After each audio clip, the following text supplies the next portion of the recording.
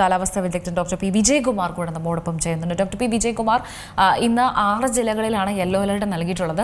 പത്തനംതിട്ട, ആലപ്പുഴ, ഇടുക്കി, എറണാകുളം, തൃശ്ശൂർ, കണ്ണൂർ അടക്കമുള്ള ജില്ലകളിൽ ശക്തമായ മഴയുണ്ടാകുമെന്ന് പറയുന്നുണ്ട്. അതേപോലെ തന്നെ ഇപ്പോൾ ഉണ്ടാകുന്നത് വേനൽ മഴയാണ് എന്നാണ് മനസ്സിലാകുന്നത്. നാളെയോടെ കാലവർഷം എത്തുമെന്നാണ് ഒരു വിലയിരുത്തലുള്ളത്. എങ്ങനെയാണ് നാളെ തന്നെ കാലവർഷം കേരളത്തിൽ എത്തിപ്പെടാനുള്ള സാധ്യത എത്രത്തോളമാണ്? കാലവർഷം നമ്മൾ ഔദ്യോഗികമായിട്ട് പ്രഖ്യാപിക്കുന്നത് കാലവർഷത്തിന്റെ ചില മാനദണ്ഡങ്ങൾ അത് പാലിക്കുമ്പോഴാണ്. അതായത് പടിഞ്ഞാറൻ കാറ്റിന്റെ ശക്തി, പടിഞ്ഞാറൻ കാറ്റ് ഏത് അന്തരീക്ഷത്തിലെ ഏത് ഉയരം വരെ അത് വീശുന്നു, അതുപോലെ എവിടെയൊക്കെ മഴ ലഭിക്കുന്നു, ഇവിടുന്ന് പുറത്തേക്ക് പോകുന്ന ഇവിടുത്തെ മേഘപടലം, അതാണ് out going long wave radiation, OLR എന്നാണ് പറയുക. അല്ലെങ്കിൽ കേരള തീരത്തോട് അടുത്ത് അറബിക്കടലിൽ രൂപം കൊള്ളുന്ന മേഘപടലം. ഇത് ഈ 3 ഘടകങ്ങളുടെ അടിസ്ഥാനത്തിലാണ് നമ്മൾ കാലാവസ്ഥ ഓൺസെറ്റ്, കാലവർഷം എത്തിച്ചേർന്നോ ഇല്ലയോ എന്ന് ഇന്ത്യ മീറ്ററോളജിക്കൽ ഡിപ്പാർട്ട്മെന്റ് പ്രഖ്യാപിക്കുന്നത്. ഇതിനകത്ത് 1-2 ക്രൈറ്റീരിയ ഫുൾഫിൽ ചെയ്യുന്നുണ്ടെങ്കിൽ പോലും 3ാമത്തെ ക്രൈറ്റീരിയ കൂടി ഉണ്ടെങ്കിൽ മാത്രമേ ഒബ്ജക്റ്റീവായിട്ട് ആ ഡെഫിനിഷൻ പ്രകാരം മൺസൂൺ ഓൺസെറ്റ് ഡിക്ലെയർ ചെയ്യാൻ സാധിക്കുകയുള്ളൂ. അപ്പൊ മഴയൊക്കെ വ്യാപകമായിട്ട് നമുക്ക് ലഭിക്കുന്നുണ്ട്. പക്ഷേ ഈ പടിഞ്ഞാറൻ കാറ്റിന്റെ വേഗത വേണ്ടത്ര ആയിട്ടില്ല എന്നുള്ളത് കൊണ്ടാണ് മൺസൂൺ ഓൺസെറ്റ് ഡിക്ലെയർ ചെയ്യാൻ വൈകുന്നത്. അപ്പൊ ശരിക്കും ശ്രീലങ്കയുടെ വടക്കൻ ഭാഗത്ത് വരെ എത്തിയിട്ട് കേരളത്തിന് തൊട്ട് താഴെയാണ് ഇപ്പോ അതിന്റെ വടക്കൻ തെക്ക് പടിഞ്ഞാറൻ മൺസൂണിന്റെ വടക്കൻ ഫ്രണ്ട്, അതായത് അതുവരെ എത്തിച്ചേർന്നിട്ടുണ്ട്. ഇപ്പൊ അടുത്ത ഏത് ദിവസങ്ങളിൽ വേണമെങ്കിലും അത് കൂടുതൽ നോർത്ത് വേർഡിലേക്ക് പ്രോഗ്രസ് ചെയ്ത് നമുക്ക് ഓൺസെറ്റ് ആയിത്തീരാൻ കാലവർഷം ആരംഭിക്കാനുള്ള സാഹചര്യങ്ങളെല്ലാം ഉണ്ട്. പക്ഷെ അത് എന്ന് വരുമെന്നുള്ളത് നാളെ വരുമെന്നാണ് ഔദ്യോഗികമായിട്ട് പ്രവചിച്ചിരുന്നത്. പക്ഷെ അതിന്റെ കാറ്റിന്റെ ശക്തി കൂടി വന്നാൽ മാത്രമേ അത് ഔദ്യോഗികമായിട്ട് സ്ഥിരീകരിക്കുകയുള്ളൂ.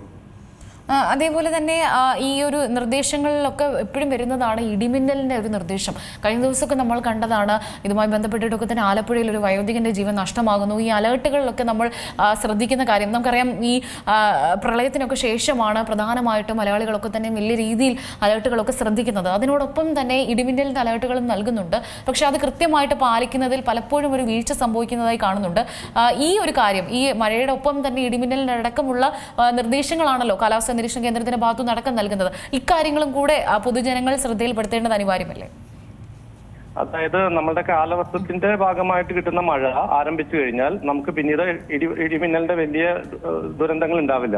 സാധാരണ അത് കാറ്റ് കാരണം അതിന്റെ രൂപപ്പെടുന്ന മേഘങ്ങളുടെ ഉയരം കുറയും. പക്ഷെ ആ കാറ്റ് എത്തിച്ചേരുന്നത് വരെയുള്ള സമയത്ത് മുകളിലോട്ട് രൂപം കൊള്ളുന്ന വെർട്ടിക്കലായിട്ട് ഗ്രോ ചെയ്യുന്ന കൂമ്പാര മേഘങ്ങളാണ് രൂപം കൊള്ളുക. അതുകൊണ്ട് അതിൽ നിന്ന് ഇടിമിന്നൽ എപ്പോൾ വേണമെങ്കിലും പ്രതീക്ഷിക്കാം.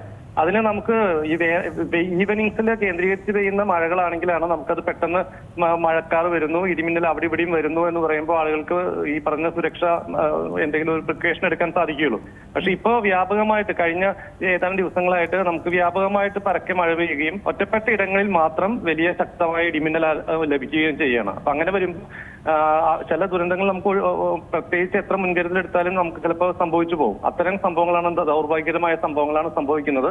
ഈ ഇടിമിന്നലിന്റെ ദോഷങ്ങൾ അടുത്ത 2 ദിവസത്തിനുള്ളിൽ കുറയുമെന്നാണ് പ്രതീക്ഷിക്കേണ്ടത്. പക്ഷെ എങ്കിൽ പോലും ഇടിമിന്നൽ ശബ്ദം, ഇടി വെട്ടുന്ന ശബ്ദവും ഇടിമിന്നുന്ന ശബ്ദവും, വെളിച്ചം വരുന്നതും ഈ ശബ്ദം കേൾക്കുന്നതും തമ്മിലുള്ള അകലം കുറവാണെങ്കിൽ നമ്മുടെ തൊട്ടടുത്താണ് ഇടിമിന്നൽ നടക്കുന്നത് എന്ന് മനസ്സിലാക്കുകയും എത്രയും പെട്ടെന്ന് ഇൻഡോറിലേക്ക് മാറുകയാണ് ചെയ്യേണ്ടത്. പക്ഷെ ഒറ്റപ്പെട്ടു പോകുന്ന സ്റ്റാൻഡേർഡ് ആയിട്ടുള്ള പ്രദേശങ്ങളിലൊക്കെ നിൽക്കുന്ന ആളുകൾക്കാണ് പെട്ടെന്ന് ഈ പ്രശ്നം വരുന്നത്. പ്രത്യേകിച്ച് അവർ ഉയരം കൂടിയ മരത്തിന്റെ ചോട്ടിലൊക്കെ അഭയം പ്രാപിച്ചാലൊക്കെയാണ് ഈ പ്രശ്നം വരുന്നത്. അപ്പോൾ അത്തരം കാര്യങ്ങൾ പരമാവധി മഴയുള്ള സമയത്ത് ഇടിമിന്നലിന്റെ ശബ്ദങ്ങൾ അകലെന്ന് പോലും കേൾക്കുന്ന സമയത്ത് നമ്മൾ പുറത്തേക്ക് ഇറങ്ങാതിരിക്കുക, എക്സ്പോസ്ഡ് ആവാതിരിക്കുക, മുതലായിട്ടുള്ള മുൻകരുതലുകൾ എടുക്കുക എന്നുള്ളതാണ് പ്രധാനപ്പെട്ട കാര്യം.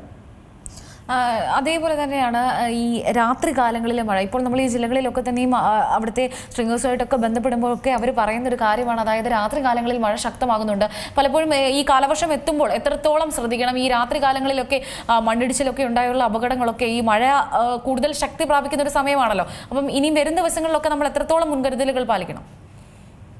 മഴയുടെ കാലവർഷത്തിന്റെ പ്രകൃതിയുള്ള ശീലം എന്ന് പറയുന്നത് വളരെ ശക്തി കുറഞ്ഞ മഴ, ദീർഘനേരം നീണ്ടു നിൽക്കുന്ന മഴ. അതായത് 24 മണിക്കൂറിൽ രാവിലെ തുടങ്ങിയ മഴ പിന്നീട് ഇങ്ങനെ ശക്തി കൂടിയും കുറഞ്ഞും ഒക്കെ ത്രൂ ഔട്ട് പെയ്യുന്ന ഒരു പ്രകൃതമാണ് കാലവർഷത്തിനൊക്കെ മുൻകാലങ്ങളിൽ ഉണ്ടായിരുന്നത്. പക്ഷെ ഇപ്പോൾ നമ്മുടെ കാലവർഷത്തിന്റെ മഴയുടെ സ്വഭാവം മാറുകയാണ്.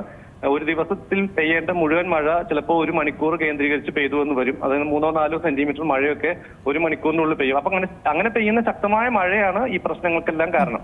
അതല്ലെങ്കിൽ പിന്നെ നമ്മൾ ശ്രദ്ധിക്കേണ്ട വേറൊരു പ്രശ്നം എന്താ വെച്ചെങ്കിൽ 5-6 ദിവസം തുടർച്ചയായിട്ട് മഴ പെയ്ത് മണ്ണെല്ലാം കുതിർന്നിരിക്കുന്ന സമയത്ത് പിന്നീട് 1-2 സെന്റിമീറ്റർ മഴ 1 മണിക്കൂറിലോ അരമണിക്കൂറിലോ പെയ്താൽ തന്നെയും നമുക്ക് അവിടെ ഉരുൾപൊട്ടലൊക്കെ ഉണ്ടാവാം. അപ്പൊ അത്തരം ദുർഘട പ്രദേശങ്ങളിൽ താമസിക്കുന്ന ആളുകൾക്ക് നിരന്തരം ഈ മഴയുടെ ഒരു സ്വഭാവത്തെ കുറിച്ചുള്ള ഒരു പ്രകൃതത്തെ കുറിച്ചുള്ള ഒരു അവയർനെസ് ഉണ്ടാവണം. അത് അവര് ആ മഴ പെയ്യുന്നത് മഴ കുറച്ച് ദിവസമായിട്ട് തുടരുന്നുണ്ട്, ഇവിടുത്തെ മണ്ണിന്റെ അത് അവർക്ക് തന്നെ സ്വയം അറിയാൻ പറ്റും. അല്ലെങ്കിൽ ആ കാലാവസ്ഥ പ്രവചനങ്ങൾ ശ്രദ്ധിക്കേണ്ട അവസരമുണ്ട്.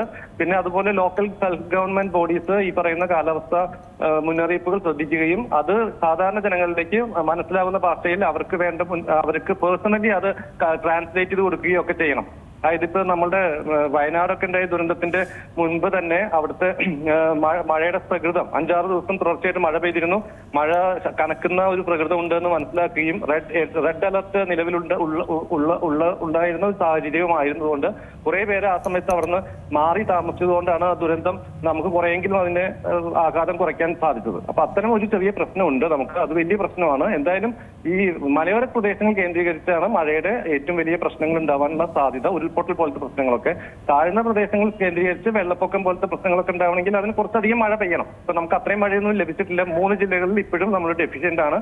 ഇനി അടുത്ത വർഷക്കാലത്തേക്ക് നമുക്ക് എങ്ങനെയാണ് മഴയുടെ പ്രകൃതം എന്നതിനനുസരിച്ച് മാത്രമേ അതിന്റെ അപകട സാധ്യതകളെ കുറിച്ചൊക്കെ പറയാൻ സാധിക്കുകയുള്ളൂ. നമുക്ക് മഴക്കാലം ശരി ഞാൻ ഇടപെടുകയാണ്. വളരെ നന്ദിയുണ്ട് സാർ ഇടപെട്ടത് പ്രതികരിച്ചതിന്. ഏറ്റവും പുതിയ വാർത്തകളും വിശേഷങ്ങളും വിരൽത്തുമ്പിലറിയാൻ സീ മലയാളം ന്യൂസ് എല്ലാ ഡിജിറ്റൽ പ്ലാറ്റ്ഫോമുകളിലും ലഭ്യം.